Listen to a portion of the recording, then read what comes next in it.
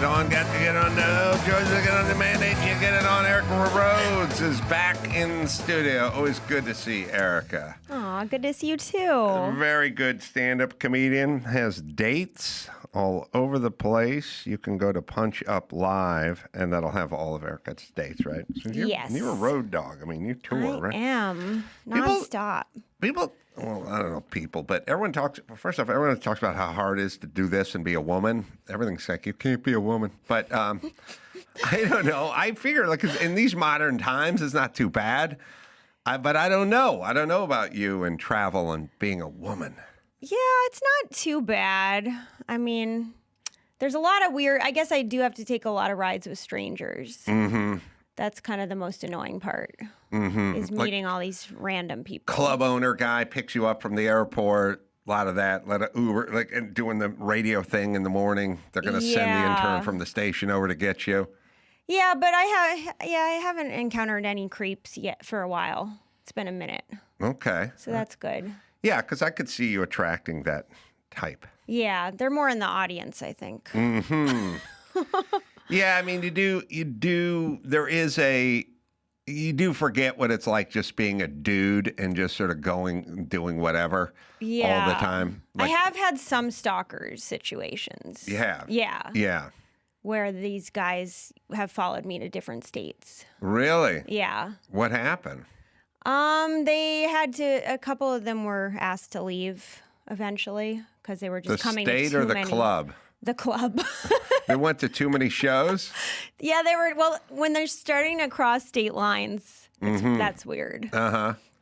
Oh, you know? But maybe you call that a super fan. Do you have that? Yeah, I do. Really? The ones that travel the different... Yeah. Really? Yeah. Oh, okay. Yeah, I was raped by one the other night. Yeah. Congratulations. Yeah. Wow. No, see, that's the difference. I'm a dude, so I'm like, hey, thanks. Yeah, to you it's a fan, to me it's a stalker. Yeah, no, Addie has come to her, she informed me in Las Vegas, Nevada. Uh-huh. She informed me that this was her 100th show. Wow. She'd been to. Yeah. And in different states? All in her living room. I did them all right for her. Yeah, in Nevada. And then in other places, yeah, she travels. Okay. So maybe I just have a couple super fans that I thought were stalkers. Well, one man's super fan is another woman's stalker. Well, that's the difference. But that is the difference. I'm just a big dude who played football in high school, so I don't care. Right. You don't feel threatened by someone following you around. No, I feel flattered. Okay. Yeah, to me it's a little bit scary. But also I'm super funny, so maybe she's motivated by more than the looks, you know. That's what a man would tell himself. That's right. You little gals, you're cute and everything with your little jokes, but this is actual comedy I'm doing. So I will say the fans from this show have been very respectful. Almost too respectful. They come up and they go, "I love you" on Adam Carolla, and then they run away. They run away. I know. They're like, yeah, they're a little shy. I know it is funny sometimes. You're like at an airport and you're like sitting alone at a bar and your flight's delayed and like some guy comes up and he goes, "I don't want to bother you, man. I just want to tell you I'm a huge fan. I've been listening for 20 years. I don't want to bother you." And they start leaving and I'm like, "Come back. Yeah, come back. Keep telling me nice things. Buy me a beer and tell me nice things." One time a guy said he was a fan and then he was like sitting right near me and he's like, I don't want to bother you. I just want to say I'm a big fan. And then he put his headphones on and sat there and I felt kind of like just really self-conscious because he's sitting there and I'm thinking I have to kind of be cool. Right. I have all my stuff. I feel like the airport's not a glamorous place to run into people. No, but I do start to realize that starlets and men and celebrities, when they land at LAX, they know TMZ's going to be there. And they could find them walking out to the curb. And I noticed they put themselves together a little better. Because if you know TMZ is hanging out, right? Now, I just, I'm going to Bend, Oregon this weekend. TMZ's not going to be hanging around in the Bend, Oregon municipal airport. But if you're coming to LAX and you're so-and-so from Beverly Hills 90210 or something, you might want to put yourself together because you they might may be there. camera. They may be there. I got recognized by the TSA woman. Oh, you did? In Chicago, and that felt more flattering for some reason because she's supposed to be official, and she looked at me. She goes, "I know who you are. Oh, really? You are on WGN. Wow, you're a comedian." And then I felt that was the coolest I think I felt. Your viral clip. Yeah. Yeah, we had Mike and I got crushed at Burbank Airport by the lady who worked behind the counter at United Airlines. So there's a phenomenon that I've been talking about for a long time, which is basically taking middle-aged black women, agitating the shit out of them, and then putting them at the lead, like at the counter places. Yeah. And then here's the problem. I think there's a phenomenon, and I'll try not to do it as a pejorative, but we'll try to get this solved. Okay. Mm-hmm. I do believe women are more symbolically wired than men. I have, and I've said this a million times, the women that have Trump derangement syndrome mostly hate their dads. And the women who revere their dads and love their dads could have Trump derangement syndrome, but they mainly might just not like him. But you have to really hate your dad to really get this syndrome because he's triggering. Right. He's your bad dad. What about the men who hate him? Do they Mommy hate their issues? dad? No, not as much. And I don't even know if you broke it down if more women would have Trump derangement syndrome than men. I think more men honestly have it. Mostly, it's good to hate your dad. You have a higher percentage of having Trump derangement syndrome for hating your dad. Okay. But it doesn't mean it. But women are more symbolic than men, which is you're a boyfriend who does something that reminds the girl of her dad that she hated back then. She's more apt to take it out on the boyfriend. Right. Is what I'm saying. Yeah. So you take middle-aged women and might have dad issues. Mm-hmm. Also, whatever it is, it didn't really work out because you're 57 and you're working at the Burbank airport all day. You know what I mean? So that thing, whatever, the prince never swept you away. You're probably going to hate your dad. Maybe you don't know your dad. Okay? There's some of that in that community as well. Or your dad's also working with you at the... Yes, he's handling the baggage. Yeah. And then you feed them a steady diet of racist, white America, systemic racism, rich, whitey, heterosexual, whatever. Mm-hmm. And then me comes pulling up with a first-class ticket, and I represent more than just a patron. I'm a dad now with a first-class ticket, and white, and I'm part of the problem, essentially. Yeah. And Mike and I both had a first-class ticket to Denver, and we wanted to check a bag, and she was like, can I say this? For anyone who works anywhere, either do the fucking thing and shut up, or just go, sorry, if anything under an hour can't be checked, we'll have to send an online flight. Don't do I'll do it, but next time, I don't want it with the fucking lecture. I got my first class ticket. I'm an adult. I don't need the lecture part about how you're so put off. The people like, I'll let you through this time. But next, shut up. Just let me through. Or, sorry, I can't let you through. Right. Once you say I'll let you through, then we're done. I don't need the parable from the Bible about the man who got through but didn't appreciate it enough. I don't give a fuck. Stop the lecture. Yeah. So she goes... She's starting to dig into me and Mike. She's like, it's 1 hour, and we're there like 50 minutes before the flight. But it's Burbank. It's small, and we have a first-class ticket, and the plane's like right there. Right. And she goes, now it's 1 hour. She starts like yelling at us. And I go, okay, we're sorry. Can we get the bag? And then I go, now I said we have a first-class ticket. And the reason I said we have a first-class ticket is not to try to pull rank. It's because they had the first-class check-in line, but nobody at the window. So we had to stand with 8 people in front of us and burn time because priority check-in, you didn't put a person at priority check-in. So I said, when she was yelling at me, we're running late, And I said to her, I go, well, we had a first class ticket, and she goes, I don't care if you have a first class ticket. It's an hour. And she was like beating the shit out of me and Mike. Now, what Mike and I have to do is sit there and take it in the ass, because if you start piping up, then your bag's not getting on. Oh, yeah. And she experiences this weird false power all day where she gets to fucking be rude and do whatever the fuck she wants to anyone, and no one will say anything back to her because they want to get their fucking bag on it. So she's just browbeating us the whole time. And Mike, who rarely remains silent, me and Mike just staring at the ground. Just, okay, bitch, just get it out of your system. By the way, I don't know. You work at a place that checks in bags. Right. You have flights that take off all day, every day. Mm-hmm. You don't encounter people coming in 5-10 minutes under the cutoff for checking the bag? Right. Isn't that what you do all fucking day, every day? Yes. Like, what's with the fresh annoyance? You know what I mean? Like, oh, boy, I've never seen this before.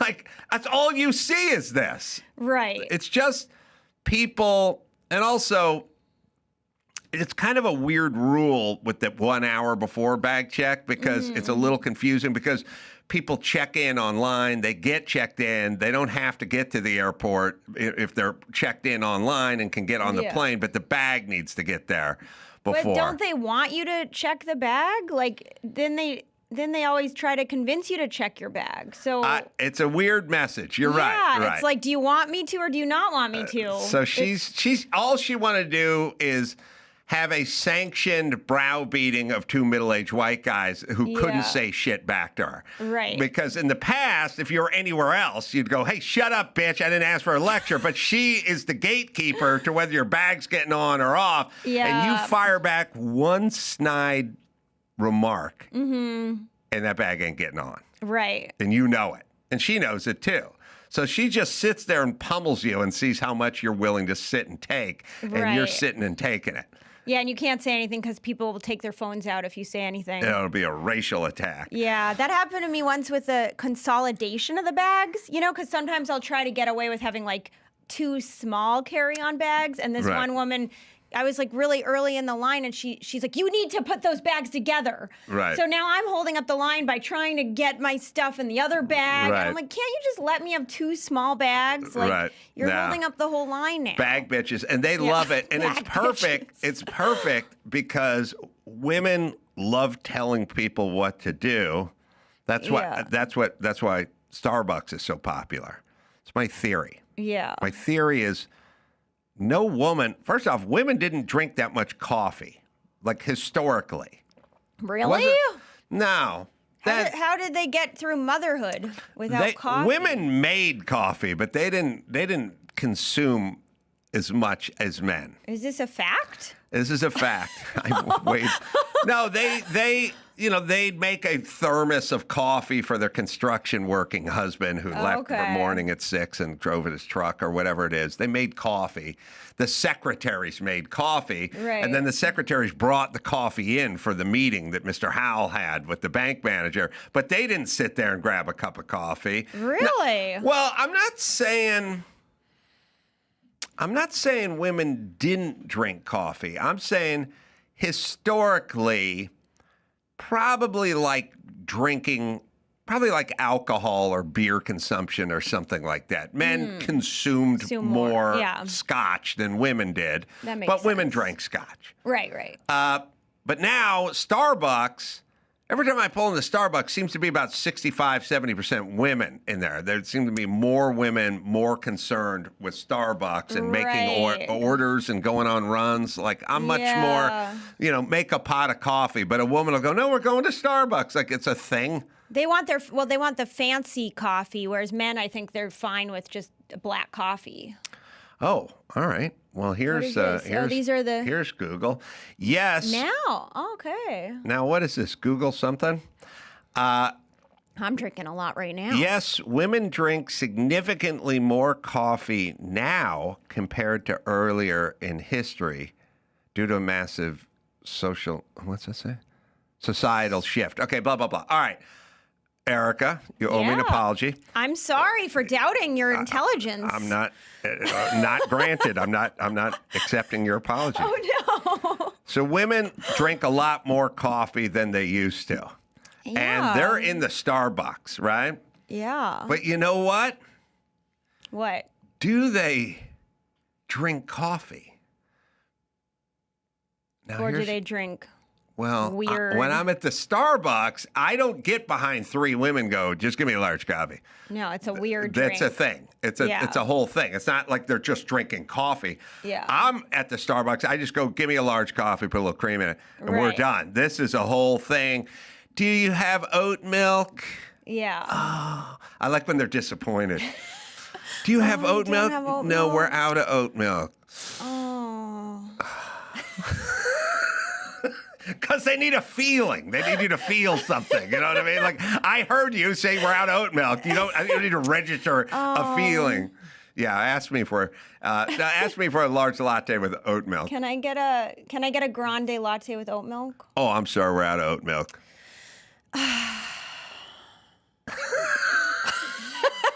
Was that good? Now, yes, because I feel emotionally tattered now. I'm destroyed now. Now try to do one with coconut milk. Do you have coconut milk? We had coconut milk, but we're out.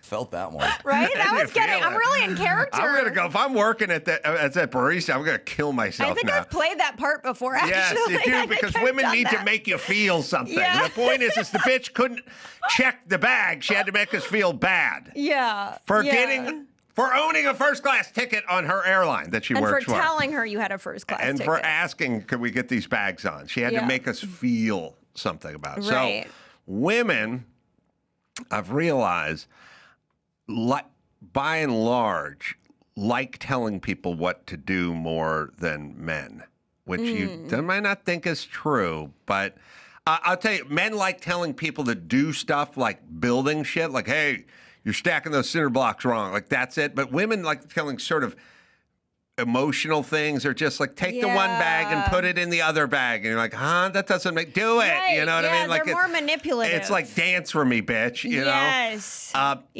The advent, the only thing that can explain the growth of Starbucks from zero to mega corporation is women get to go in there and tell the bitch behind the counter what they want. Right. And so they get to go, I want a grande latte with oat milk and light foam and not too hot. So it's like you're literally having to sit and listen. You listen. I'm talking. Hey, I'm not going to check these bags. I'll check these bags in a minute, but first I'm going to make you feel a bunch of stuff. Right. I'm going to tell you a bunch of shit you don't fucking need to hear, and I'm going to make you feel a certain way, and that'll make me feel a certain way, and then we can see about the bag. Yeah, I can see that. They're relishing the power position more, maybe. I've seen women go in and spend 10 minutes with a Starbucks order, and there's something they're enjoying about it. There's something they're getting out of this poor person having to memorize all your shit with a possible disappointment. You know, like, I asked for light foam. Oh, okay. We're out of. But why did they make the order so complicated? You think because of that? Because people want it that complicated, or? I feel like it's getting really complicated. I think. Look, I know. Okay, I'll give you the dude version of this. Yeah. I have a couple of jack off Hollywood buddies, right? Mm-hmm. And they're all fucking dudes, and they're jack offs, you know. And you go out to fucking eat with them, and they're like, I want, there you go. I'll have a martini. Grey Goose martini, not bruised, a little on the dry, just a touch of vermouth. Just put a little vermouth in the glass, and it's like, just fucking drink your booze. You can't tell the difference. Right. You can't tell the difference between the Grey Goose and the Tito's. You don't know. I was I was at the airport with this guy. I got tired of him eventually with this 20-minute drink order, you know, and I said, Daniel, you can't tell the fucking difference between any of these vodkas. Don't give me this bullshit with Grey Goose and everything. He goes, I can tell the difference. I go, okay, we're going to buy 3 shots right now. We're going to do Tito's, we'll do Grey Goose, we'll do Smirnoff. I'll have the bar. I got about halfway into it, and he goes, okay, I can't tell. Really? Well, he knew he wasn't going to tell when he took a shot of the Tito's versus the Smirnoff versus the Grey Goose versus the Kettle One. But when these guys order oh, it's like James Bond blew into town. And that's their version of it. But it's just so you think they know something. And also, it always makes you think, what do they know that I don't know?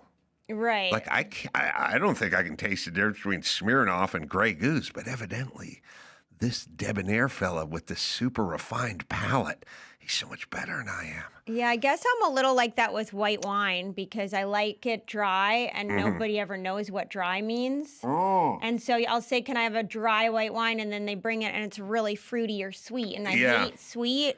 Yeah. And so, I remember one time I opened for Bill Burr and we had dinner after, like they closed the restaurant down just so we could have dinner after the show in Vegas. And I ordered the white wine and then I returned it and he looked at me like he had seen an alien. He was like, I've never returned anything. Well, you're right. You're right in that people don't know terminology like dry. Yeah, or they pretend they do. I've had a bunch of, I've had waitresses and stewardesses on the plane where I go, could I have a light beer? And they go, oh, you mean like flat tire ale or something? And I go, no, like a light beer. Yeah. Well, that's a Belgian ale. That's pretty light. I go, no, Miller Lite, my light beer. And they go, oh, okay. And I'm like, you hand out beers all day and you don't know this terminology? Light? Yeah. It's got fucking Coors Light and Miller Lite. And the title, didn't know what the fuck I was talking about. Right. And I think dry's that way. Yeah, okay. too. Thank you. That makes me feel better because I Yes. was feeling like a Karen about that, No. And also, as they say. they have a window. The window, they can say, you go, I'll have a white wine, I like a dry white wine. They can go, I don't know what the fuck dry means. Right. That's their window. But they can't just nod their head and then go then bring get you a bunch of sweet wine. Sweet wine. Yeah. That's right. Or they could say, you want to try something. Really nice restaurants usually go, do you want to try something? And then they'll bring you a taste of something before they, fill a whole glass. But, All right. Other things yes. to get to. I don't know how you feel about this, but I'd found out, keep seeing this tweet that Daniel Stern, who's the actor from Home Alone, Which I one is know that? him. I forget what he looked like. I know him initially from the movie Breaking Away, which is a great indie film, and he's great in it. And it's kind of his first big role, Dennis Quaid and a bunch of other people. But Daniel Stern got busted for soliciting a prostitute in like Ventura County or something like that. But now it's got to be weird if you're Daniel Stern, because he's a very recognizable guy, Yeah.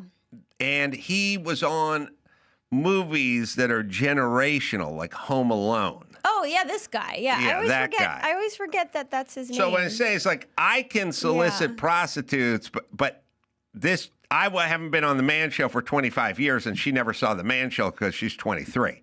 See, but it's not like families watch The Man Show every year at Christmas. Right. So even if you're a 25-year-old prostitute and you're born in 2000 and Home Alone was made in 92, you will see it when you're 10 because your dad, well, maybe your dad's not around.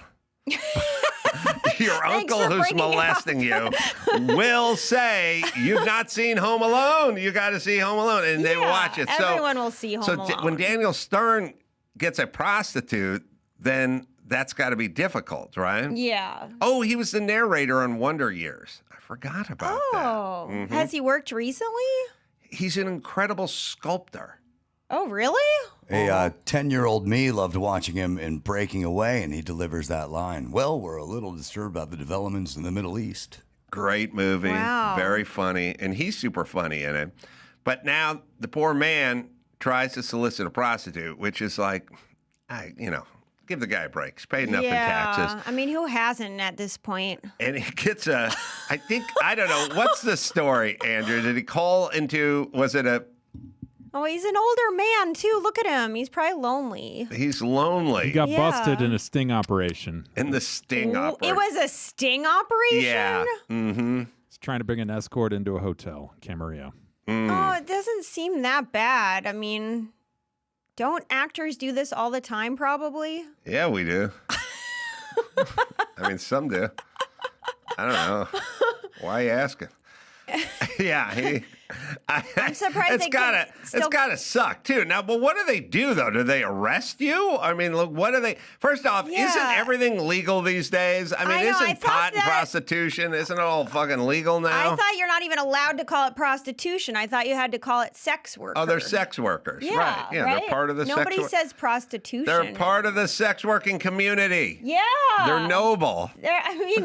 They're just trying to make a living wage. Yeah, they're part of the sex working community. So what's the big deal? Why are you busting up? And why a sting operation? Is a sting operation necessary? That's the other thing. Is the sting was at the hotel, as far as I understand it, and I don't know if he went there with intent to get a prostitute or he was approached by. I think he called over. I think, according to Andrew, I didn't read the whole article, but I think he tried to get a call girl to come over. Basically the same thing Charlie Sheen. Sorry, where was this again? You just said. I don't know, Ventura accident. Where was it? Oh, it was in California? Camarillo. Don't they have more important things to bust? Yeah. But it says, it's according to Yahoo, he was charged with one count of soliciting prostitution. Here it is. After he was cited for allegedly trying to hire an escort at a hotel in Camarillo. So, we don't. And if it's a sting, that implies that there are the sting ladies there. Well, so is that it? Because they can put up. I guess the sting could put a phone number up that says call for company or something. Yeah. I have no idea. The point is are they out of crime in Camarillo? Well, maybe they are actually. They don't have a lot of crime there. The point is.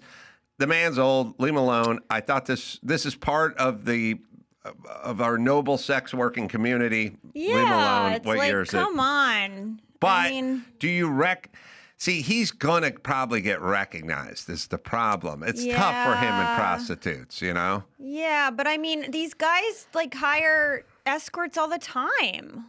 The other thing that people didn't know about him is he's a magnificent sculptor now. Right, if they had known that.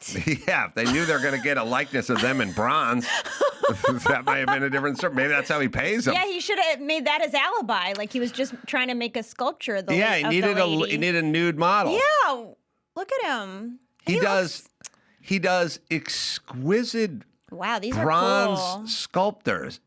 sculpting exquisite statues, with exquisite detail. Wow, he's probably like a hermit. He probably doesn't get out much. He lives on an orange orchard. Yeah, and like a cattle, whatever, and he makes crazy, beautiful bronze and clay sculptures. Wow, that's so cool when actors turn into artists like that. That is so cool. The one with doing the splits. That is so cool. He's really.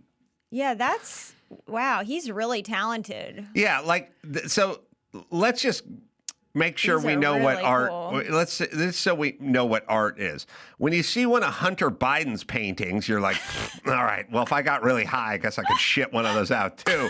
But when you see Daniel Stern's sculptures, you don't go, I could do that. No, those are really unique.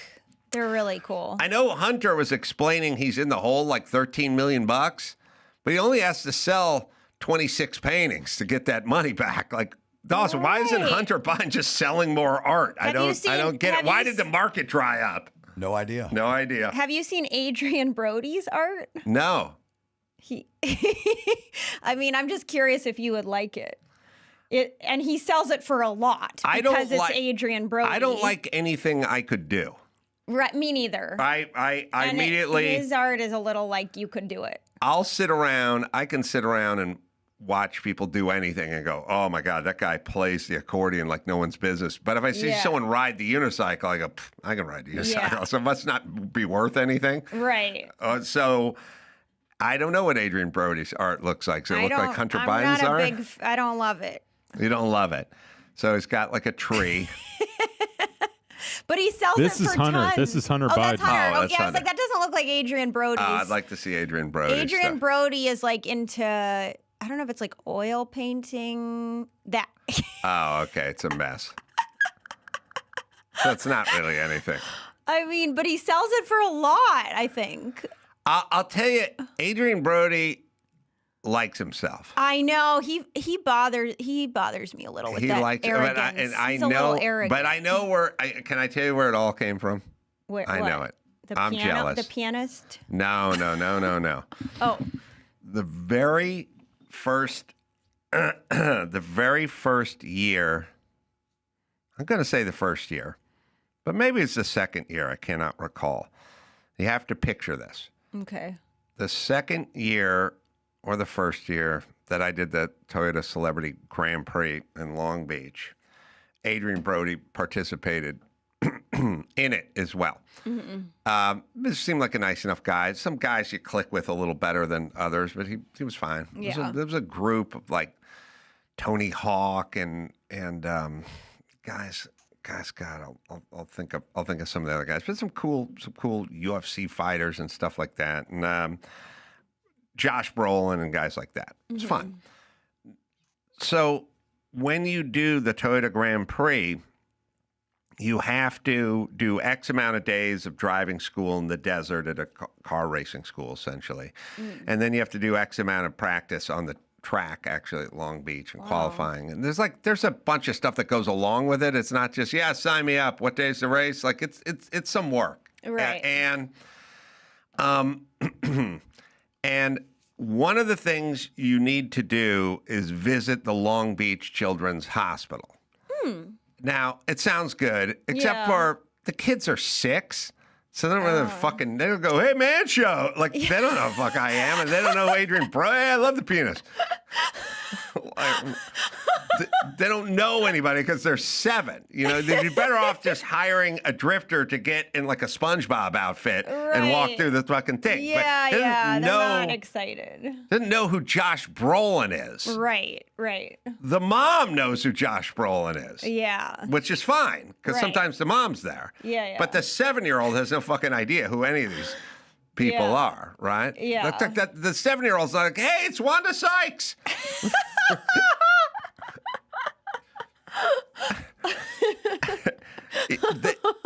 It's Brody Jenner. Like, they don't know any of us. But like I said, to be fair, the parents will go like, oh, the dad's there. He's a man show guy. Whatever. Yeah. So everybody shows up. So they go, you got to show up to the hospital show up at the track at 10 in the morning. We'll get in the van. We'll go to the hospital, and we will go downstairs, get a little orientation, put a mask on or something. Then you can go upstairs and visit the rooms and go to the little art room and, color with them and take pictures and blah, blah, blah, blah, blah. Don't do this. Don't ask that, blah, blah, blah. What are you in for? Brain cancer, terminal, like, okay. Well, you won't be seeing the 4th grade. Awesome. Oh, my God. No, I mean, little etiquette things they don't want you to do, Yeah, of course. So now, so we show up at this race, with the van. We go to the hospital, and it's all the celebrities. And that's about it. It's the celebrities. No one brought their wife or their girlfriend or anything. It was like 10 in the morning on a Wednesday. Had to do it, Yeah. Adrian Brody's got 2 people with him. His parents. Oh, wow. And his parents, I think, were in from New York, but I'm not even sure. He's got to be an only child. And they brought a big camera. And everywhere every time Adrian went to reach out to a kid, the mom was like, ching, ching, ching, ching, ching, ching, ching. And then, come on, Adrian. And they'd get another shot. And the mom was like, so weird. I know, but I think it's why he feels good about himself. Because his parents are too supportive. Chris Carolla didn't own a fucking camera. I'll give you a little juxtaposition between Adrian's parents, I think in from New York, may have come in for the week for the race. A little juxtaposition between Adrian's parents and Jim and Chris Carolla. Okay. Jim and Chris Carolla live in L.A. and live about 35 minutes from the Long Beach Grand Prix. I've done it 5 times, won it twice. Whoa. And my mom and dad were 0 in the attendance department, even though the thing was held on a Saturday and they didn't have jobs. Oh, my God. Yeah. Did you invite them? They don't know that you wanted them there. Maybe that would have been embarrassing for you. Yeah, you would have to hear them were... say that it's an extra crucial day or extra critical day. No, I here's what. Now here was my policy with my parents. Once I realized they didn't want to go to anything or never would go to anything. Cardiff, well, we all know small businesses are the backbone of the American economy, but getting funding is an uphill battle. Over 70% of the 36 million U.S. small businesses need extra capital at least once a year.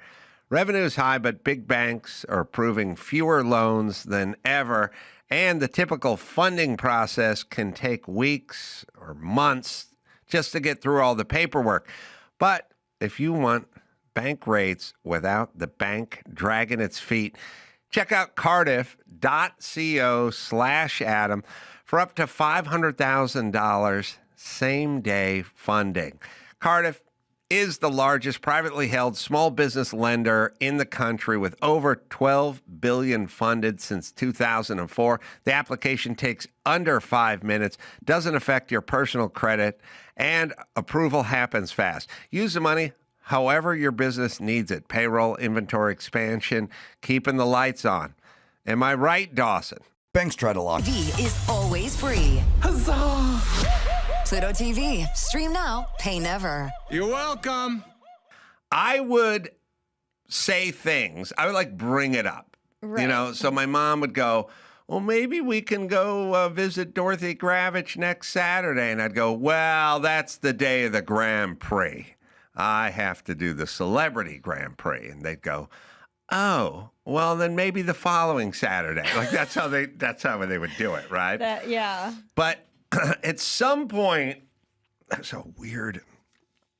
Everyone in my family's weird. At some point, I started to feel bad for my stepdad, John, because I was lumping him in with these losers. Right. And he really was just along for the ride. And he kind of liked cars, and he was kind of normal. Right. Not that normal, because he was, in the With family. them. But he was so normal. And I got a little older, and I got a little more mature, and I thought, John likes cars and always talks to me about cars and races and stuff like that. I should invite him. I was doing it for my fourth time or something like that. I said, why is John being punished? It's Saturday. It's Long Beach. It's in town. It's a great event. 50,000 people show up. You're on the Jumbotron. It's it's crazy. It's a crazy event. So I said, I'm just going to invite John. And he and my mom can go. And I said, you know what? So I reached out to him. Yeah. Very rare for me. And invited him. Said, fine, thanks. All that stuff.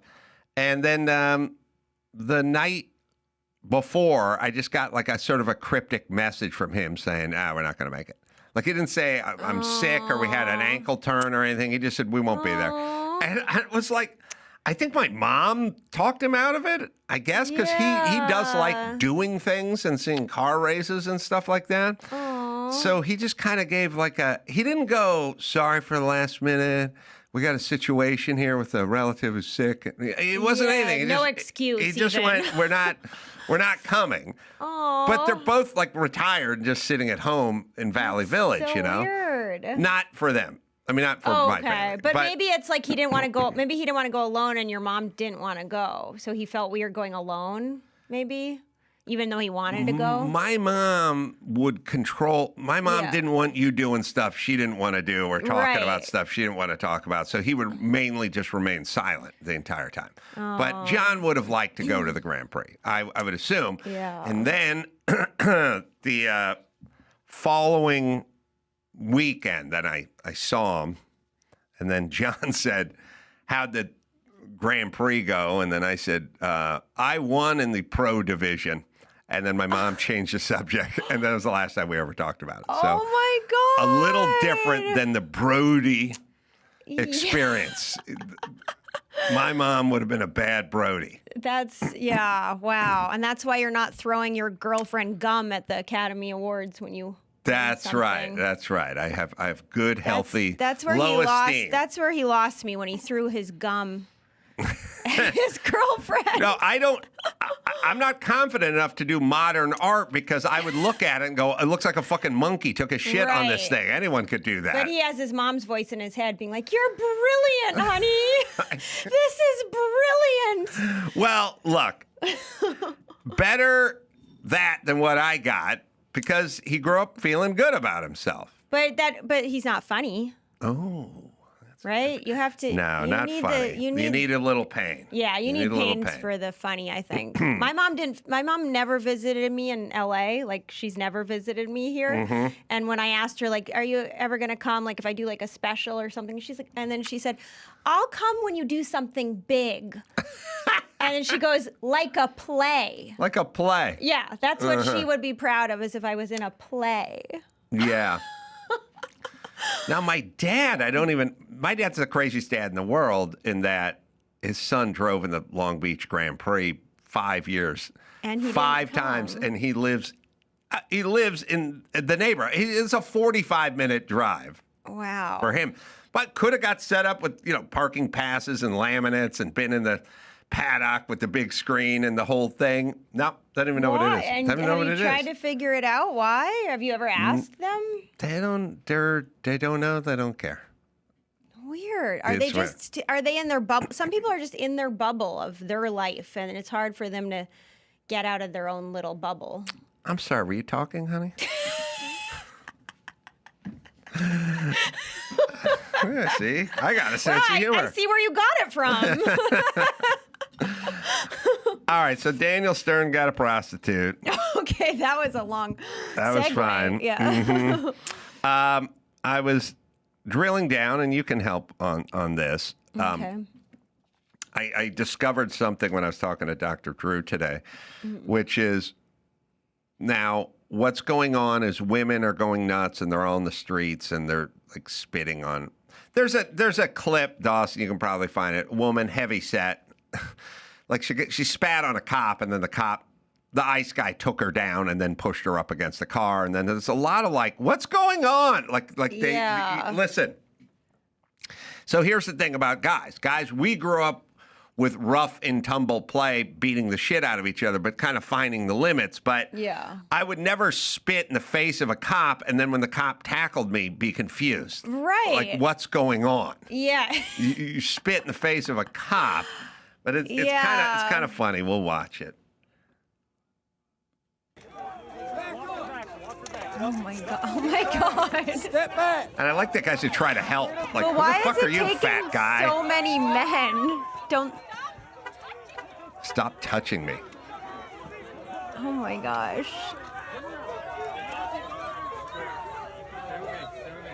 Oh my god! Right. So she's confused, but she spit in a cop's face. So now she got tackled. And then she says, stop touching me. But that's not going to work because you spit in the guy's face. But I see women trying to stop vans like they're superheroes, just running in front of vans, like pushing them like they have some sort of strength or something, yelling to the ICE agents, shoot me, and like screaming at everyone. And I realized, they didn't have rough and tumble play. They don't know distances. They don't know what reactions. Like there's tons of women slapping guys, and the guy just decks her. You know what I mean? Like, but how much of it do you think is that they want some kind of viral attention? There's all of that, but I realize they're all, none of them participate. If I slap a guy, I assume I'm getting hit. And if I spit on a cop, I assume I'm going to get arrested. And if I stand in front of a Jeep and try to stop it, I assume I might get run over. Right. But that's women. And women don't do the rough and tumble play, so they don't know limits. But it historically didn't make a difference because they stayed the fuck at home and they didn't get out and fight with cops. So who cares? Right? Yeah. Guys, now I realize, so you go, well, how does that explain the guys? Because the guys are out there doing stupid shit too. Right. What are they doing? And then I realized, they're 26-year-old dudes who were told wrestling and rough and tumble play was toxic masculinity. Right. So they didn't grow up playing football. Yeah. They outlawed tackle football. Their moms didn't let them. When you play tackle football, organized tackle football, you learn super quick. Like, who the fucking tough guys are, who to avoid, when to make a business decision, like get out of bounds versus like put your head down and see if you can go for an extra 2 yards, like when to go airborne. Like you learn a lot about limits. Right. And these fucking pussies never did any of this because their mom raised them in bubble wrap in Purell. So now we got a bunch of dudes that don't know rough and tumble play. Yeah. Today's the 7-year anniversary of the worst fucking bullshit campaign I've ever seen in my life. And it's so retarded. It's the Gillette toxic masculinity commercial because they understood. Now, Gillette doesn't care about toxic masculinity or any of this shit. They just want to sell razors, but they do want to kiss up. And somebody told them this was a cool subject 7 years ago. And when they're talking about this commercial, well, let's just watch it. It's the best part about all these commercials when they're doing these commercials. So here's the problem. You have to have a mixture of white and black and everything now. You can't just have a bunch of white dudes, right? Right. But then the problem is you're going to need some of these dudes doing bad things. So then you go, well, we can't have the black guy. So there's like great part where there's like some white guy and some chick comes walking down the street and he's like, hey, good looking. And the black guy's like, hey, not cool, brother. And it's like, oh, all right, that seems a little different. I've not seen that. It's good. Enjoy. But watch, half of it is just... There's a point where there's 7-year-old boys at a barbecue in the backyard just like wrestling, and they're going, not cool.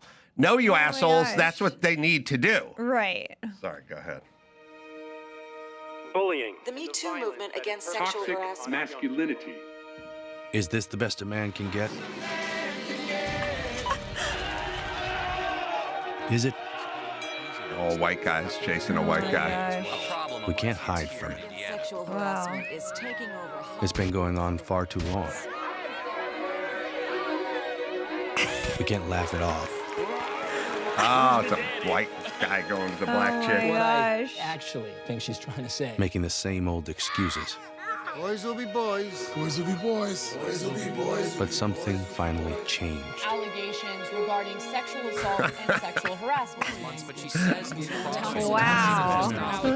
This seems like a there will spoof. be no going back. It does now. Right? 7 years. That's why we got fucked.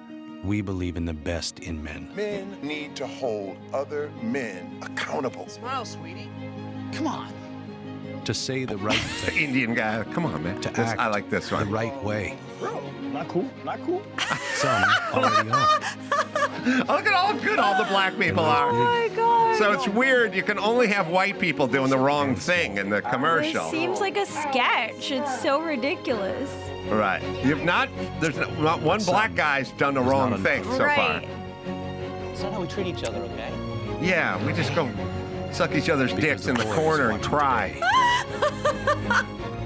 We'll be the men of tomorrow. Yeah, the men who are fucking pussies now, and they fucking scream at cops, and they don't know what it is. And what does it have to do with razors? But now, if you don't believe me, I was thinking about this. I was going, so what happened? So there's young dudes. They don't know limits, and they play too many fucking video games, and they eat too many edibles, and they don't get danger. Yeah. Kyle Rittenhouse, Dawson. Kyle Rittenhouse is sitting around with an M16. He literally has a weapon of war. He has an M16, and some 23-year-old white dude is like, I'm going to get that guy with my skateboard. It's like, he's holding an M16. You want to bum rush him with your skateboard? And then you get shot, and then you're like, what the fuck's happening? It's like, well, there's a guy with an M16. You have no flak jacket. You have no pistol. You don't have your own M16. And you're chasing him. And at some point, you knock him over, and he turns around, and he blows you away. Yeah. Because you don't have a gun. He does. But you should learn limits. I know Gillette's not a fan of the limits, but he literally... You got a guy with an M16. You think it's a good idea to chase him because you got a fucking skateboard. Oh, my God. You know, it goes back to no kids playing football growing up. Because once you put on those pads when you're a kid, you realize, oh, I'm going to get hit and it might hurt a lot. And then when it happens, you at least know what it is. But you also go, I'm not going to put those pads on anymore because I don't want to get hit like that. This person had no backing of that whatsoever and thinks that yeah, no, I cannot tell you. I can't tell you all the dudes. That's crazy. Every dude, not every, half the dudes I talked to just went, well, I tried out for the football team. I won out for practice. First day I got lit up and I said, fuck this. Right. I was the same way, except for once I got lit up, I was like, well, I got nothing else to do. I don't have Adrian Brody's mom taking pictures of me. I just said, well, I got lit up, but I might as well come back. Where else am I going? I got nowhere. I didn't go, I'm going to go to space camp. I just went, I'm fucking coming back, and I'll see if I can light somebody else up. But you get fucked up. Right. And you learn, like, what's going on, like, to not get fucked up. And also, you know the dudes and what everyone's kind of capable of. Right. Yeah. And you, more importantly, know what you're capable of, and you don't have an inflated or distorted sense of self. Right. So. Well, I wonder if that explains why there's an increase in gun violence because men aren't getting that aggression out in sports or in real life. It's like pent up. It's Kyle Rittenhouse has an M16 and you're walking toward him yelling, come on, bring it, bro. And it's like, okay, he's got an M16. You should be scared. Yeah. Be scared. Yeah. And well, also, if you're in the virtual world, you're just not used to real life. You're I think it's video games, it's edibles, and it's lack of rough and tumble play. Yeah. And so women have none of rough and tumble. So they just, fat chicks show up, and they're like, you got to go through me. And it's like, okay. They just knock them on the ground like an Oompa Loompa. You know what I mean? Like, they have some thing, like they think they possess some kind of superpower or something. Yeah. Like they don't, and they're getting fucked up because of it. Yeah. I would never go to anywhere like that where there was crowds of people, angry crowds of people. Get hit with a brick? Yeah. Oh, my God. I'm with you. Yeah. All right. The other thing I wanted to... God, that toxic masculinity, that thing's only 7 years old. I mean, that seems like an SNL spoof. It's so ridiculous. Like, it's so over the top. I just love when they have to thread the needle. They're like, we need like 70 dudes in this commercial. Okay. 30 of them better be black. Okay. But what about the group chasing the white kids? That's all white kids chasing them. But you said you wanted diversity, and there's 6 white kids chasing a white. Yeah, well, what if we put a black kid? No, you're not getting it. We need black guys doing good stuff. What about when the guy's hanging out in front of the dime store and the hot chick walks by? We'll have the black guy intervene. Okay. That's not cool, bro. Not cool, bro. White guy's like, why not a little raping before noon? No, bro. And all the little boys that are white are also evil. Yes. And they're like 6 years old. It's like, you're already bad because you're wrestling each other.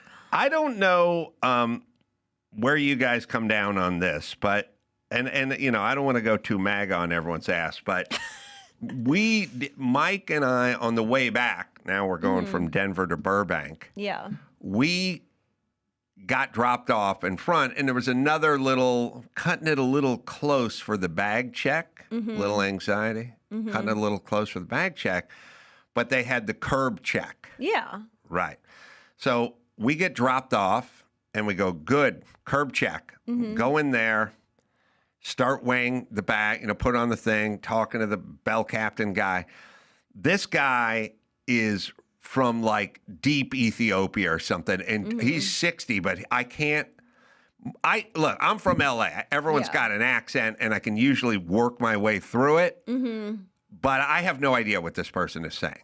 Right. And this guy's saying, show me the boarding thing, and Mike's pulling his phone out, and he's like, no, that's email, though, email number, the need number. And Mike's like, this is what I got. This is the thing, the app, the pass, this is what they gave me to board.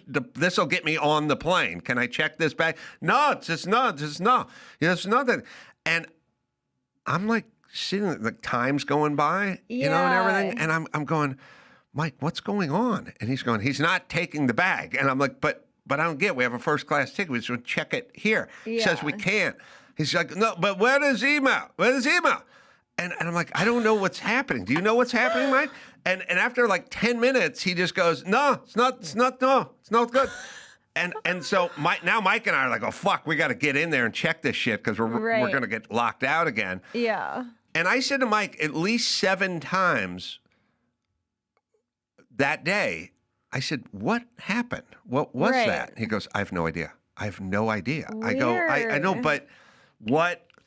We had the thing on the phone. I had mine. You had yours. We had our ID out, and we have first class ticket. We were checked in the flight. He goes, I have no idea what that guy was saying. I have no idea what he was saying. And I was like, I couldn't tell what he was saying. He just kept like pointing at the phone going, no, this is good.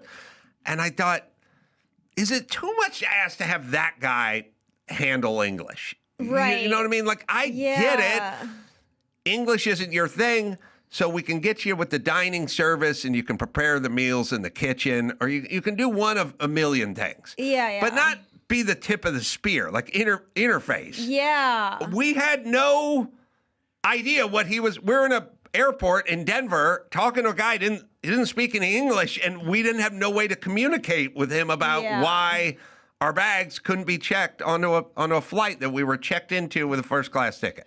Yeah, that happens to me a lot with Lyft rides in different cities where like they don't speak any English, and I'll say, one time I said, is this a safe neighborhood? And he's like, what?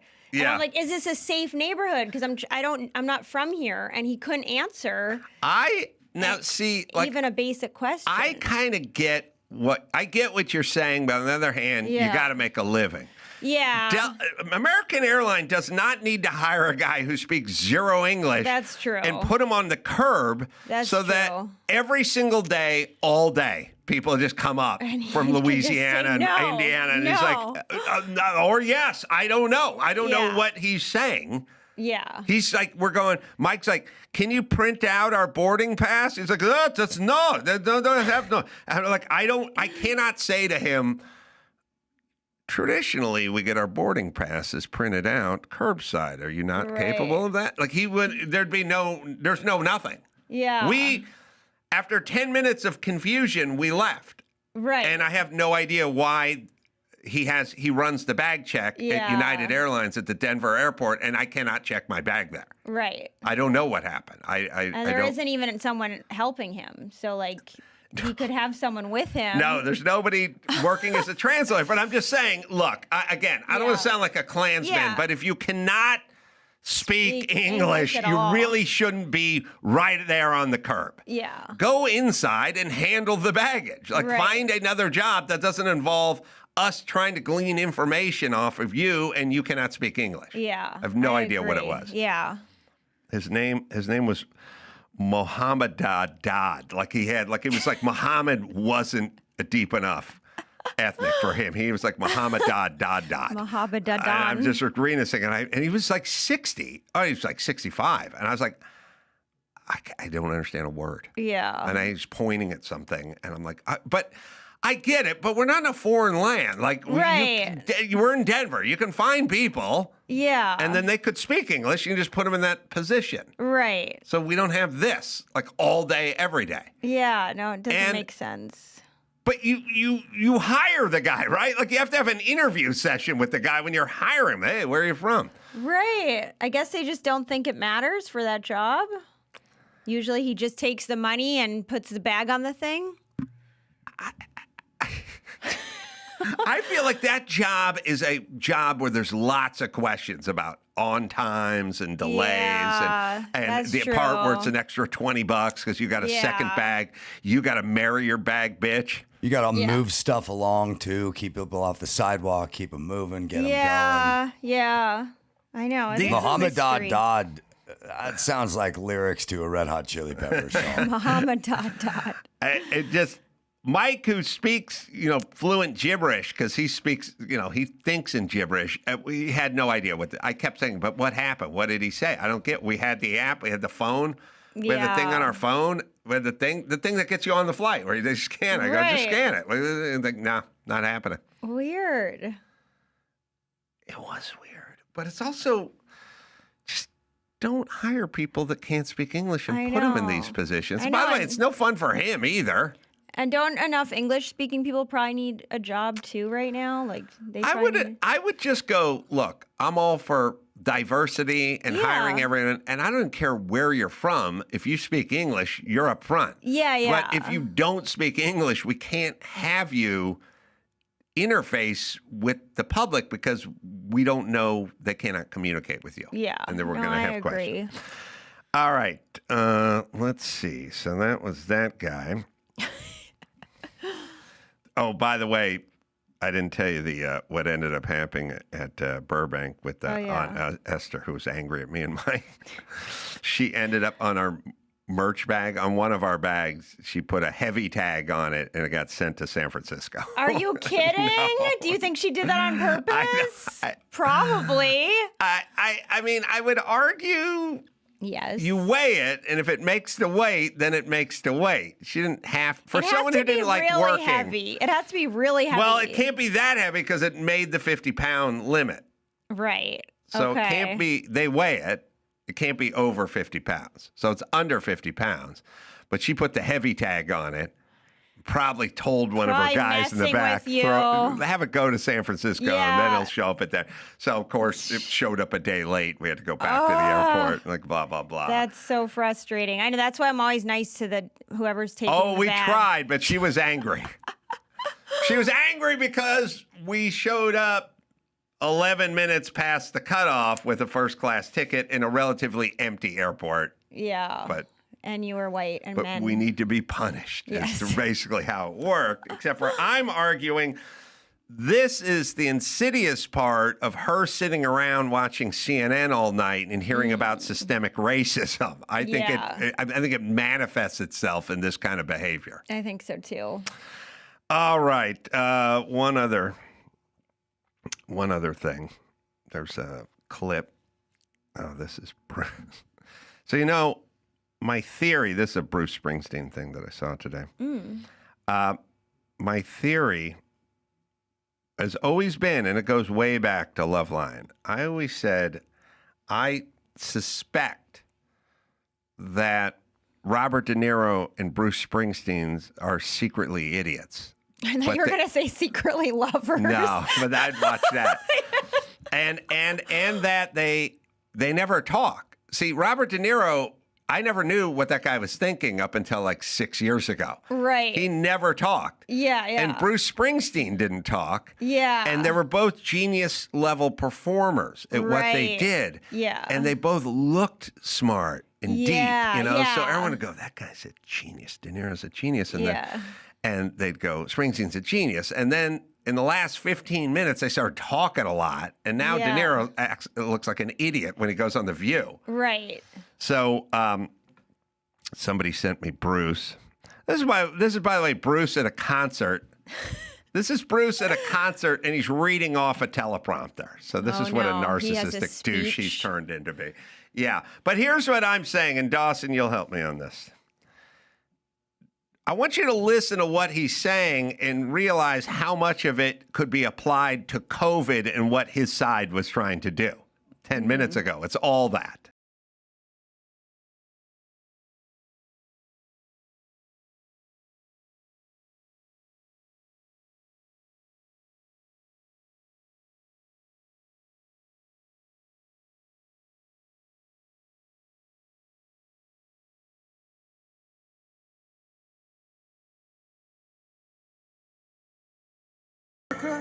So just like what you guys just got done doing with COVID, just like that, just like when you're deplatforming everyone and firing them from their jobs. And Bruce, you were cheering that on. Is that what you're talking about, Bruce? This happened 10 minutes ago, and it was all done by your side, Bruce. Yeah. But this is different. This is such a speech. Oh my God, this would be the most of all beer runs ever. I would make it the biggest beer run ever. Okay, Bruce is sitting down and talking politics. Fucking old blowhard. Here we go. Free speech and voicing their dissent. Oh yeah.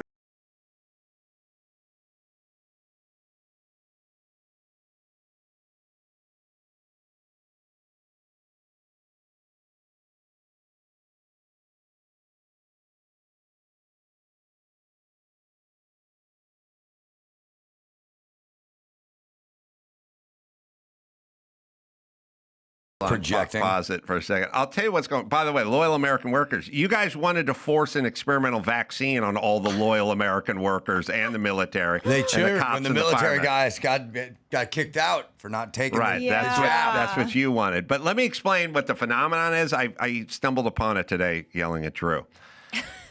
They live in a fairy tale world where you are sadistic because the rich Trump hates kids because he's sadistic, right? So that makes him a cartoon character. Mm-hmm. That makes him a comic book character because he's evil. It's not just he has policies that are going to affect. No, he's evil. But guess what? In every comic book, you need a hero. Right. So that's where Bruce comes in. Yeah. So you understand, once you paint these people as comic book evil, then you get to be the hero. You play the role of the hero. Yeah. And Bruce, who makes $275,000 a night at a concert, is going to waste 4 minutes of our time. And instead of talking about rich people, Rosalita, he's going to give us a lecture about rich people and hating the government. Okay. Go ahead, Bruce. Sadistic pleasure in the pain that they inflict. They love it. On loyal American workers. He hates workers, that Trump. They're rolling back historic civil rights legislation. Although none come to mind. That led to a more just and plural society. Yeah, look out, black people. They're abandoning our great allies. Yeah. And siding with dictators. I thought we just collected one and put him in prison, but all right. All right.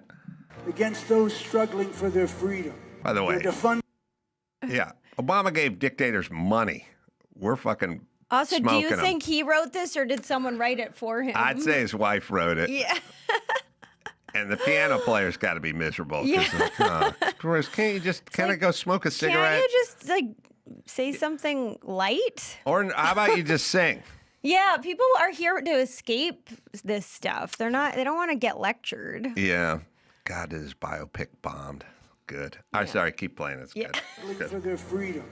They're defunding American universities that won't bow down to their ideological demands. Right. Listen, first off, won't bow down to their ideology. American universities have endowments for billions of fucking dollars and rip off all their students. I mean, I had some dad telling me, who was I talking to? Sent his daughter. Oh, it was Dave Keckner, I think. Sent his daughter. It's he said it's $75,000 a year, all in, for my daughter to go to school. It's fucking it's ridiculous. So fuck you, universities. Why lower your fucking prices, all your endowments? And no.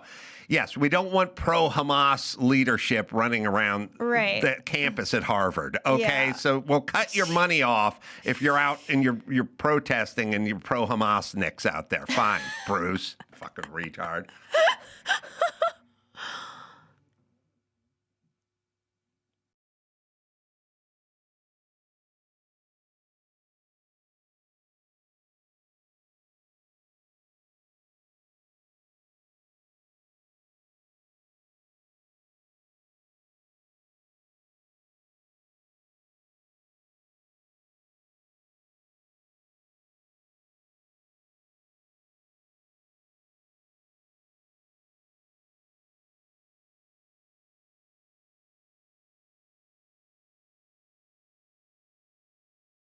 Thing about that was wrong. Well, by the way, Biden was fit. He was totally fit. Biden was completely unfit, and the government was doing whatever the fuck it wanted. And people convicted of rape, murder, sexual assault of children, they're getting kicked out. They're not American citizens. It's got to be weird living in that weird bubble where you just fart in it all day and breathe in your own gas. All right, one more, sorry.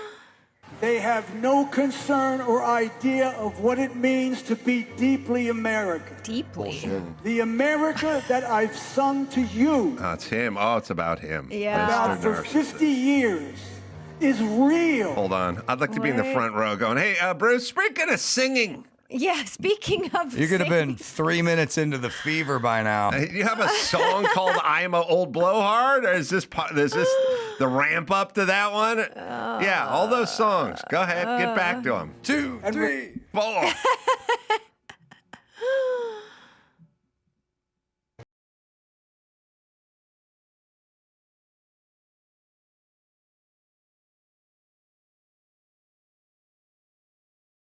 Good to know. Because By the I way, believe he's preaching to just a bunch of rich white people. Number one. Number two, I think I know what's going on. What? What's going on is Bruce's claim to fame was always the 3-hour concert. Yeah, he's out of and music. And now he's 80 years old, and he's like, "I fucking hip hurts. I can't slide across the stage with a guitar for 3 hours." But people they expect a 3-hour performance. Right. So if I fill it up with some filibustering, blowhard fucking nonsense in between with a guy playing a piano, I'm going to be on the clock. You know, it's like when you were a shitty student, you had to write a book report, and you have like the cover page, and then the next page would just have your name on it, and the next page would just have the author's name on it. Like, I'm trying to fill up some pages here because I'm a shit student. Yeah.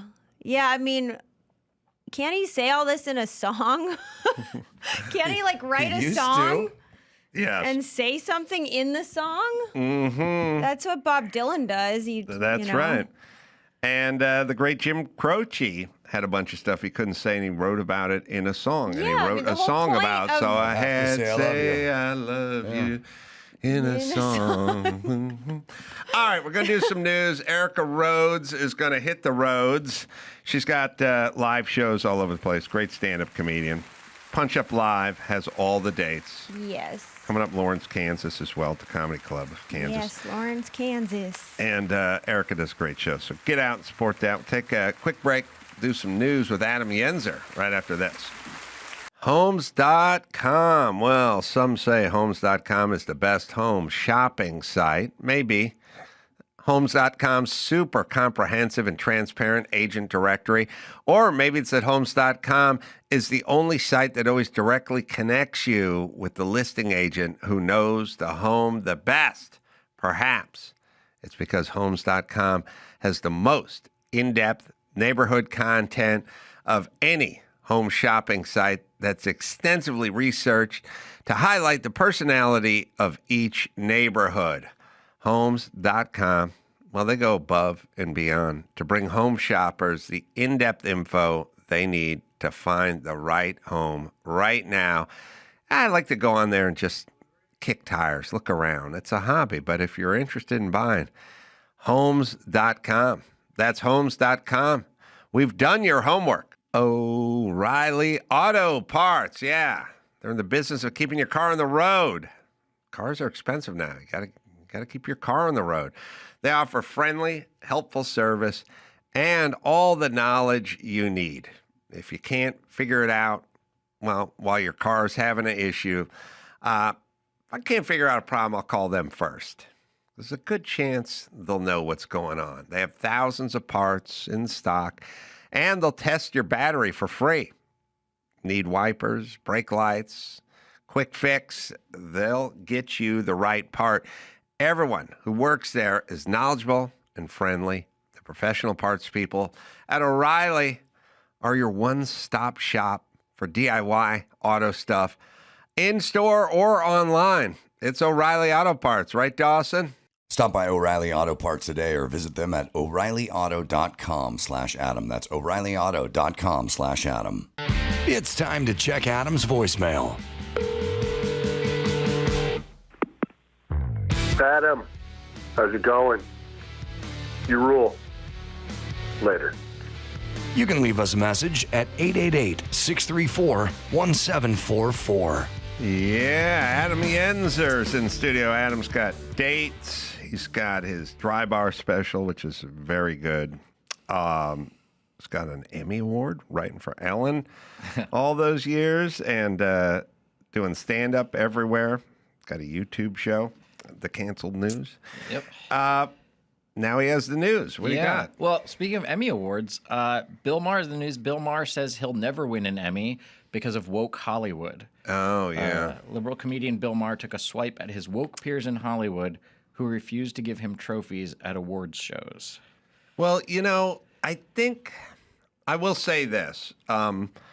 As a guy who's worked in late night and written for late night and sort of watched everything, Bill is quite consistently good and sort of gets over the target a lot. Like whatever side of the aisle you're on, you can watch one of his clips from New Rules or something and you go, yeah, that guy's bringing it. He's not beholden to one side or the other. He says his mind. Yeah, and he does a nice job. And the fact that he's been doing it for 30 years, basically, he's never going to win an Emmy, which is such a weird. I don't know what they know. Like, I don't know how much of this is intentional and how much of it is just reflexive or something. But it's like, at a certain point, okay, let's just put it to you. I'll put it to you this way.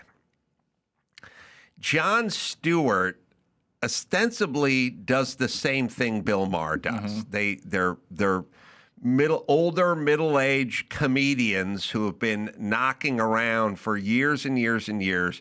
They're both skilled stand-ups. They both have a strong sort of like editorial mind, and they both essentially do the same thing. It's just that Jon Stewart attacks the right, and Bill Maher sort of attacks everyone, which means he's gotten off the reservation if you're on the left.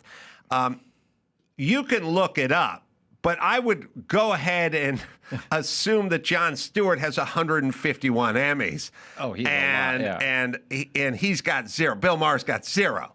So if you're trying to explain this phenomenon to somebody, it'd have to be the politics. Yeah, and it also seems the odds don't add up because here's his quote. He said, "Sweetheart, I've been nominated for 33 Emmys, and they would never give it to me. That's not a gag number. That's a real number. It's crazy." So they sort of pay lip service to nominating him. Yes. But you get 33 nominations for all the years he's been on Late Night and never get a win. Jon Stewart has won 23. And I don't know what he's probably 23 out of 34 or something like that. But Bill Maher's 0 for 33. What was that soapbox actress, Christina Ricci or whatever her name was? Or whatever. The one who said, "You really like me"? No, well, sort of. She was Susan Lucci. Susan Lucci. Nominated Susan all the Lucci time. got nominated like 21 times for "That's My Life" or something, and then never won, and then won or whatever. Now, did she attack the right on her soap operas?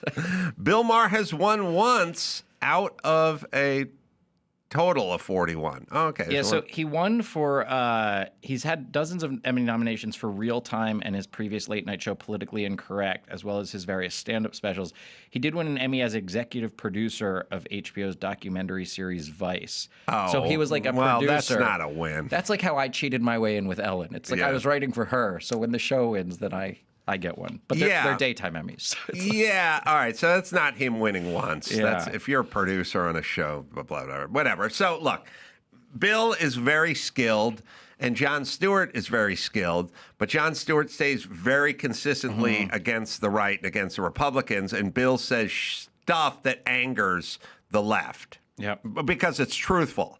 And they don't like that, men being women and women and men and that kind of stuff. So he gets screwed. Yep. And that's why. And shall never win one because he'll run. But listen, I have always known this. I've done a bunch of high-quality documentaries and never gotten into Sundance. So they told me. They pretty much just went, that guy's a douche. Like, I don't like that That's guy. what your rejection letter says? It's like, when I get, it says, "Sorry, we reviewed your submission." Let's put it. I'll put it to you this way: if you take the average Rotten Tomatoes score of a comedy that gets into Sundance, it's in the low 50s. Yeah.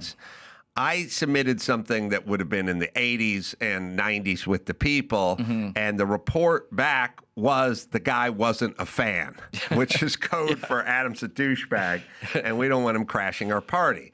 So whatever doc I made or whatever feature I made would get submitted to Sundance and then rejected. And then you go look at the average score on Sundance and stuff's in the 30s and the 40s and the 50s, and my stuff's in the 80s and 90s, but it shall not be brought in. That's the business. It's always a thing on Rotten Tomatoes where the audience score is like in the 90s and the critics is low, and then it's vice versa depending on the... Right. Now, this movie, The Hammer, that I made predated the sort of fiddling with the critics. So this one was, I don't know, 80 81 or 82 with the critics and like 90 or 92 with the thing. That's back when you could do that. Now, if I made a movie, it would be 12 with the critics and 95 with the people, because they don't go for that. Yeah. Yeah. So he's right, and all it does is ruin your franchise. It ruins Emmys or Golden Globes, Oscars. Everyone just kind of goes, yeah, all right, what's the thing where they hated Trump the most? Okay, give it to them. You know what I mean? Like this stupid, what film? I had it written in front of me. One thing, one bad thing after another. Oh, yeah. It's a crappy film. It's well shot, but it's not good. It's a fever dream for leftists. It's comical. It's insane. And Sean Penn's character's comically nuts, and the whole thing's a mess. But it's going to win because it's like tough, proud women of color standing up to blah blah blah white guys. You know, like it's a joke. It's not a well-written movie. It's not a well-written movie. DiCaprio's good, and the soundtrack's good, and it's shot well, but one battle after another is going to win everything because it's got the right theme. And when you do that, you hurt your franchise. Yeah. It already won at the Golden Globes, I think. And it feels like all of these award shows are losing relevance because of that. Because mainstream America, they're not seeing the movies that they appreciate win. Well, the thing that I always say is mainstream America wants a meritocracy. It's got the word America right in it. And you guys, nobody touches the Super Bowl. And there's no questions. It's like, I don't know, we got the playoffs coming up. We're in the playoffs. You know, this team has a white quarterback. That team has a black quarterback. But we just assume that's the best they could do. Not that they're trying to do some sort of EEOC affirmative action job. So it's all meritocracy. And look, you could have a Super Bowl where the whole defensive side of the ball was black. And we just go, good. Yeah. Because I want them to win. You know what I mean? Yep. Well, when you start handing out best Oscar for best film to like Moonlight and stuff, like semi-crappy movies that nobody wants to see. And by the way, don't take my word for it. They never show up on cable. No one ever watches them again. You didn't watch Moonlight after your Super Bowl party? I watched it during the Super Bowl. You don't watch Sorry. No, they have. When a film typically wins Best Picture, you know, on the waterfront or Gone with the Wind or something, or, you know, Wizard of Oz, they have a life beyond that date, right? Yep. Moonlight got Best Picture. No one's ever said, "Oh, what are you doing?" I was going to watch Moonlight. Like, it doesn't exist. It's a kind of shitty, depressing film. It's not the most rewatchable movie. No. So yes, they fucked up their own franchise. Bill is right. Yeah. Some sad news. Dilbert creator Scott Adams died at 68. President Donald Trump just paid tribute to Scott Adams, sharing a photo of them together in the Oval Office. He referred to the late cartoonist as a fantastic guy who supported him when it wasn't popular to do so. And Adams' first wife, ex-wife, Shelley, revealed the news during a live stream on Real Coffee with Scott Adams. So we have her comments here reading a letter from him. I had an amazing life. I gave it everything I had. If I got any benefits from my work, I'm asking that you pay it forward as best as you can. That's the legacy I want. Be useful. And please know, I loved you all to the very end. Scott Adams.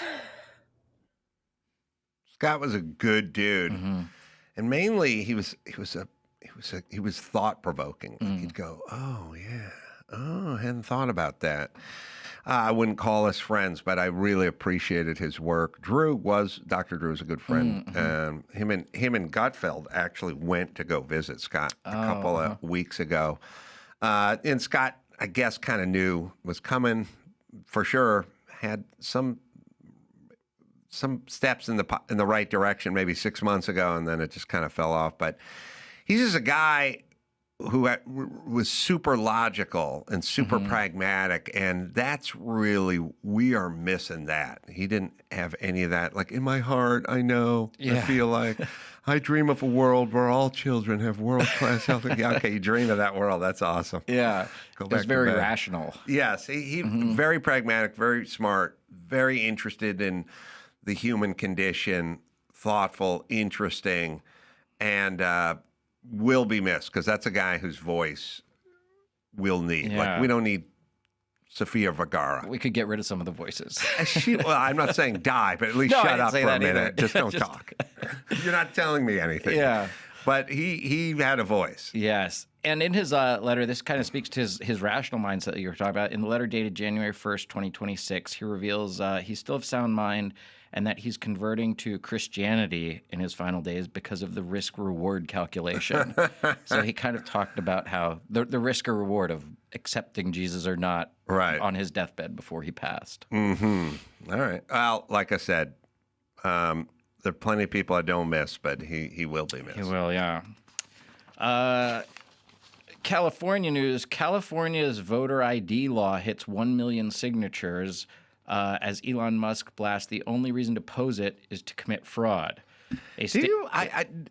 I'm listening to the Supreme Court, and they're arguing over men participating in women's sports, and then there's another talk about voter ID, and I feel like we sort of argue over nothing. Oh, yeah. And we also argue over a bunch of sort of no duh or no shit kind of stuff. Like, absolutely. Look, I felt this way. I felt this way about many relationships I've been in. Like, I don't even know what we're arguing about. I'm trying to make sure this is good or help or stop this from happening. It's not like you caught me cheating. I'm trying to do something for you or whatever it is. And like, we're arguing about it, which I think is very sort of gyno-fascistic, which I'm now starting to really start thinking about. Like, everything in California's just all run by chick-think, and we just argue about everything. Listen, your ID. I mean, once in a while, somebody will do one of those insane memes where they go, here's what you need your ID for. And and it's 200,000 things, except for vote in California. Look, I think if we've established, okay, let's see if we can break it down beyond politics. We have established you need your ID because things are important or not important, but important, such as I just got back from doing shows in Denver. It's ID.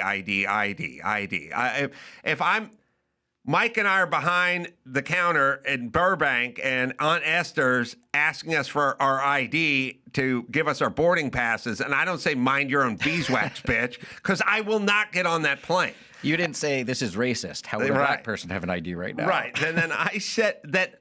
Then if I said to someone, I don't get it. Why do I have to show an ID? They go, because we need to know who you are, because it's important. And I'd go, okay. And when you buy beer and you're 23, they want to see your ID because they don't want to sell it to an underage thing, whatever.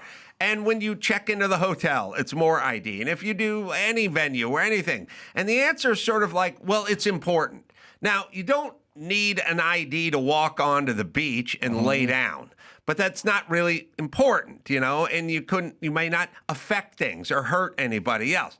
But I would argue that the same people are talking about how voting is the most important thing a citizen can do. Well, then, is it more important than getting on an airplane or buying a pack of cigarettes or checking into a hotel? And if it is, then why shouldn't we show our ID? Which is the weirdest thing. But I have a bigger, broader one, Adam. And I fucking mean it. And listen, fuck everyone with your voting bullshit. It is 2026.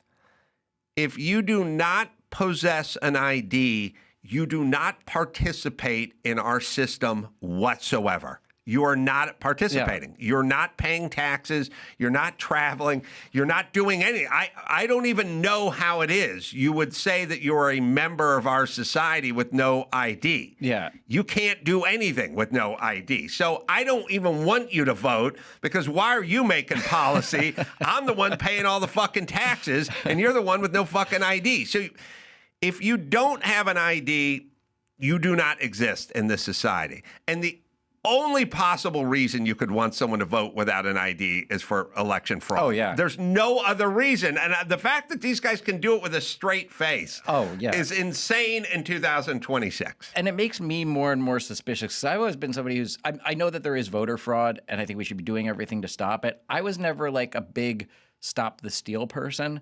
But then it's the more and more that the Democrats push against. No, we don't want ID. No, it's like you're trying to. Why are you doing this? Why are you trying to have it insecure? Remember, see, this is that thing. It's now they can never say what they want, so they have to come up with some other bullshit excuse. Yes. So look at it this way, and then you tell me. Biden leaves the fucking border wide open. He commissions Kamala dumb shit Harris to be the border czar who won't go to the border. And there's tons of footage of throngs of people just streaming across it, right? They're going into Texas, okay? The governor of Texas says, you know what? If you're not going to fucking do anything at the border, I'm going to pile up shipping containers at the edge of the Rio Grande and try to prevent you from coming over. And the Biden administration sues them to take them down. So are they in? No. What do they want? Yeah, it's now they want. Well, you go. What do you want, Joe Biden? I want a secure border. Okay, why are you suing Texas to get them to pull the shipping containers out if you want security? And having them remove barbed wire. And remove barbed wire. They don't want. They don't want any of it. They want fucking borders. They want illegals, and they want them to vote. And if you would have said to me that 5 years ago, I would have went, "Oh, come on, get the hell out of here." I don't know what other conclusions we can draw anymore. Shopify, do not wait too long. 2026 is the year that you're going to get after it, man. Most people have something special to offer, but are unsure where to start. With Shopify, this is going to be your year to take matters into your own hands. Shopify gives you everything you need to sell online and in person. Millions of entrepreneurs have already made the leap because it gives you all the tools to make your dream store. Shopify stays up to date with AI tools that help with product descriptions, photos, editing, and more. Marketing is built in too. As you grow, Shopify grows with you. Handle more orders, expand to new markets, and do it all from the same dashboard. It's Shopify, right, Dawson? In 2026, stop waiting and start selling with Shopify. Sign up for your $1 per... Stephen Richer, the former Maricopa County recorder in Arizona who was in charge of voter registration, said he is concerned that vote-by-mail ID provisions, so in this provision, the main change would be you have to put the last 4 digits of your ID number in the mail-in ballot. And they say it could discourage some people from sending ballots because they'll be nervous about putting sensitive information in the mail. Okay, well then don't vote, dumb shit. But you got to flash that ID every 10 feet in this society. All right, you don't want to know. You like mail-in ballots. You want election day to be a month. You love all the shit that corrupts elections. Yeah. And so why? And it is like you were saying when you compared it to relationship fights, is you have to find a negative motive to assign to the other person. So everybody supports voter ID overwhelmingly. I think it's 80% of the country. It's even 53% of Democrats. But they have to say, no, you're doing this because you want to disenfranchise people. Well, you have to come up with a negative. They play the racist card to get you to shut. Yeah. When they don't have any stats, statistics, or reason, then they play the race card to shut you up, which used to work, but doesn't work. And by the way, they never tell us their plan for getting these disenfranchised black potential voters an ID. Just give me what's the plan then? They don't have IDs? Well, what are we doing here? Well, yeah, they should have gotten to the root causes. Get to the root causes. Yeah, get to the roots causes. Yeah. In other California news, California has lost a mind-boggling $1 trillion in wealth in the past month alone over fears of a billionaire tax. California has lost $1 trillion over fears of this proposed billionaire tax, according to one of the state's wealthiest residents. The under-fire measure, which even leftist Gavin Newsom opposes, would slap a one-time 5% tax on residents worth more than $1 billion.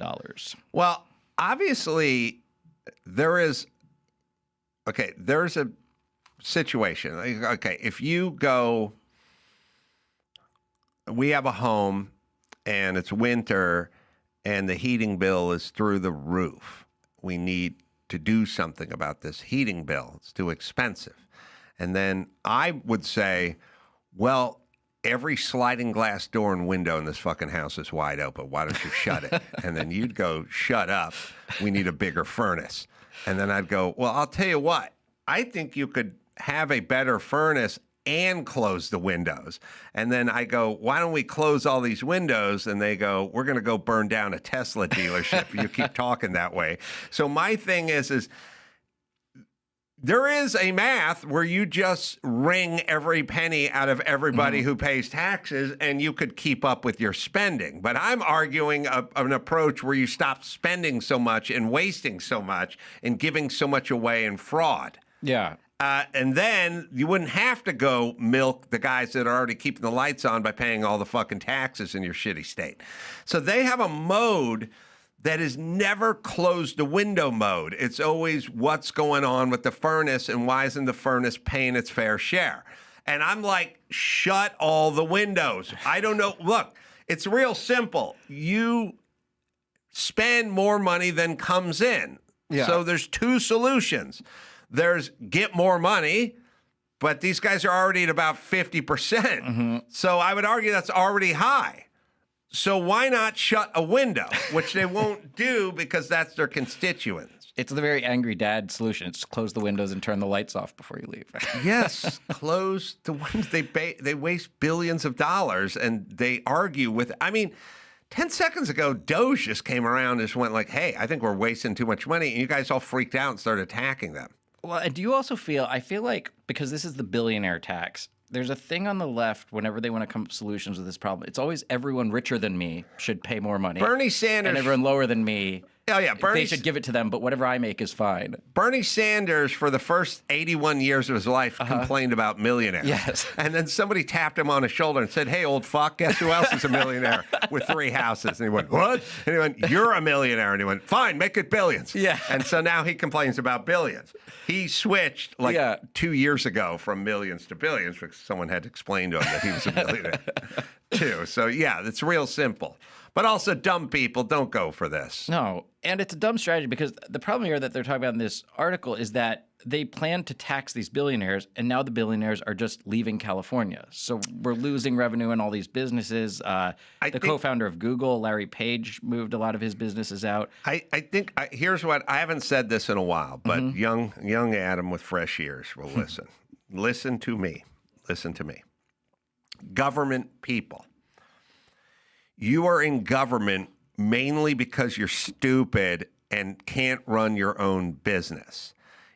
You are choosing not to be in the private sector because you would not do well in the private sector because you're not smart enough and you're not hardworking enough and you're not anything enough. So you've entered the government. Now, you have a plan where you're going to play chess with people that are much smarter than you, who are private sector billionaires. And the reason that guy's a billionaire is not because he gives away his money to assholes to waste it. He's smarter than you are. So you come up with a plan, and then he counters with another plan, and you get checkmated. And that's all this ever is. They go, we're going to do a thing where we charge 5% or 10%, and a house is over. And they go, all right, I'm going to sell my house. What's the cutoff? $7 million. I'm going to sell my house for $699.99, and then I'll save 5%. Then they'll kick back on whatever. They'll do what they have to do because you think about our government. I mean, you think about how you got to outwit Maxine Waters, everybody. The bar is set very high. The bar is set very high. You better be a master chess champion, a grand champion. And you have to look at her just grimacing, frowning face staring at you. Have you seen how dumb a lot of these fucking people are? And it's, Gloria Sanchez Escuela from the city council is going to out. You think she's You think Elon Musk is not going to be able to get one over I don't even know if that was a real name or a made-up fake name. It sounded totally credible. I made up a name. Whenever they have three, yes. This always makes them dumb. And she's the first Latina. And she's trying to argue with Elon, and Elon's going to pick it all up and move it to Texas. Yep. And you idiots are going to be left with nothing because they're in the business of making money. You're in the business of wasting money. So you're fine. Yeah. You always will have business. These people have to make these decisions. They have stockholders. And Elon's the perfect example you're talking about where they're trying to outsmart people that are way smarter than them because they hate Elon now. And I see people on social media comment that they think he's unintelligent or they try to talk down on him. And it's like he's built billions of different corporations. Now we're getting into like major chick think where chick with her Chicano studies major from the junior college like goes, Gloria Escuela. I think that's what she majored in. What has Elon Musk ever done? Nothing. Yeah. Like, okay. He thinks he's smart. He's not smart. He's dumb. It's like, okay. All right, keep talking. Now you sound a little dumb. There was a woman, there really was a city councilwoman in San Diego that about 5 years ago, she was just like, fuck Elon Musk, get the hell out. Like, just leave. And he's like, all right, I'll take me and my 17,000 jobs. He'll leave in a rocket and then catch it in Texas. Catch it, yeah. Right. And you invented a recipe for I was going to say gazpacho, but ever since Tim Walsh said gazpacho instead of Gestapo, now I get confused. I got to find that clip. It's a great clip. It's San Diego councilwoman telling Elon to go fuck off, basically, is what it was. The person who famously tweeted, fuck Elon Musk, is Lorena Gonzalez. That's almost the name you just made up. Escuela Sanchez, who at the time was a California State Assembly member, not a San Diego City Council woman. She resigned from the Assembly in January 2022 to lead the California Labor Federation. See, now we have dopes. We have someone who tells Elon Musk to fuck off running a labor organization. The tweet posted in 2020 was in response to Elon Musk's actions and comments regarding the closure of the Tesla Fremont factory. Right, so he's moving on. Oh, over COVID-19. Okay, it always comes back to so she was a prominent San Diego area politician, later member of the San Diego County Board of Supervisors. She was a state-level official.